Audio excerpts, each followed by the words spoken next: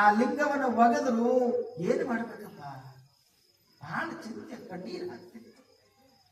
ಶಿವನೇ, ನಾನು ನಿನ್ನ ಪೂಜೆ ಮಾಡ್ತಿದ್ದೆ, ನಿನ್ನನ್ನು ಕೊಂಡಾಡ್ತಿದ್ದೆಯಪ್ಪ, ನನ್ನ ಕಳ್ಸ್ಕೊಂಡು ನಿನ್ನ ಒಗೆದು ಬಿಟ್ಟರೆ ಇದ್ರೊಳಗ ನಾನು ಯಾಕೆ ಹುಡುಕಿ ತರಲಿ, ನಾ ಏನು ಪೂಜೆ ಮಾಡಲಿ, ಏನು ಜಪ ಮಾಡಲಿ, ಏನು ಧ್ಯಾನ ಮಾಡಲಿ ಅಂತ ಕಣ್ಣೀರಿನಿಂದ ಅಳುತ್ತಿದ್ದ. ಯಾಕರೆ ಮಾಡಲಿ, ಮರಳಿ ಆ ಲಿಂಗ ನನಗೆ ಬೇಕು, ಆ ಬ್ರಹ್ಮೇಶ್ವರ ಲಿಂಗ ನನಗೆ ಬೇಕು ಅನ್ನುವ ಹಂಬಲ ಅವನಿಗೆ ಕಾಣ್ತಿತ್ತು. ಇವೆಲ್ಲರೂ ಅರ್ಥ ಮಾಡ್ಕೊಳ್ಬೇಕು. ಬಹಳ ಜನ ಕಾಶಿಗೆ ಹೋಗಿರೋ ಗೊತ್ತಿಲ್ಲ, ಹೋದವರು ಇದ್ದೀರಿ, ಹೋಗಲ್ದವರು ಇದ್ದೀರಿ. ಮತ್ತೆ ಹೋಗಲ್ದವ್ರು ಇದ್ರಿ ಅಂದ್ರೆ ನಡ್ರಿ.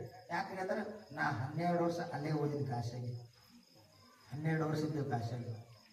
ಯಾಕೆ ವಿಚಾರ ಹೇಳ್ತೀನಿ ಅಂದ್ರೆ ಅಲ್ಲಿ ಇದೇ ಪರಿಸ್ಥಿತಿ. ಅಲ್ಲಿ ಜಂಗಮವಾಡಿ ಮಠ ಅಂದ್ರ ಕೊಡಗು ಮಹಾರಾಜ ಆ ಕಾಶಿನಗರಕ್ಕೆ ಹೋಗಿ ಅವನ ಹೆಂಡತಿ ಲಿಂಗಧಾರಣೆ ಆದಳು. ಮುಂದೆ ಬರ್ತದೆ ಹೇಳ್ತೀನಿ. ಅವಳ ಹೆಂಡತಿ ಲಿಂಗವನ್ನು ಕಟ್ಕೊಂಡಿದ್ಳಲ್ಲ, ಅದಕ್ಕೆ ಅವಳ ಸಮಾಧಿ ಮಾಡ್ಬೇಕಂತ ತಿಳ್ಕೊಂಡು ಅದನ್ನು ಜಮೀನು ಖರೀದಿ ಮಾಡಿ, ಅವಳ ಸಂಕಲ್ಪ ಇತ್ತಂತ ಇದು ಜಂಗಮರಿಗೆ ದಾನ ಕೊಡ್ಬೇಕಿದೆ ಎಲ್ಲ ಇಷ್ಟು ಜಮೀನು ಅಂತ ತಿಳ್ಕೊಂಡು ಹೇಳಿ ಅದಕ್ಕೊಂದು ಸ್ಥಾಪನೆ ಮಾಡಿ, ನಮ್ಮದೊಂದು ಪಂಚಪೀಠಗಳಲ್ಲಿ ಮೊದಲು 4 ಜನ ಜಗದ್ಗುರುಗಳಿದ್ರು, 5ನೇ ಜಗದ್ಗುರುಗಳನ್ನು ಮಾಡಿ ಅದನ್ನು ಅಷ್ಟು ಜಮೀನು ಕೊಟ್ಟಿದ್ದಾರೆ ಆ ಕೊಡಗು ಮಹಾರಾಜನೇ.